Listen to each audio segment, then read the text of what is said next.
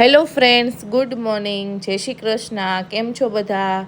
આજે મારું ગિમ્બલ આવી ગયું, જે મેં ફાઇનલી ઘણા ટાઈમથી મગાવેલું હતું, જેની અમે બહુ રાહ જોઈ હતી. આજે આવી જ ગયું.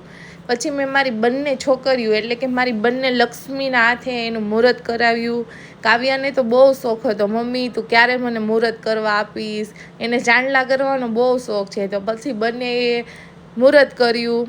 પછી મેં એ પણ જોયું કે કેવી રીતના એ ઓપન થાય છે, કઈ રીતના કેટલું સ્ટેન્ડ છે.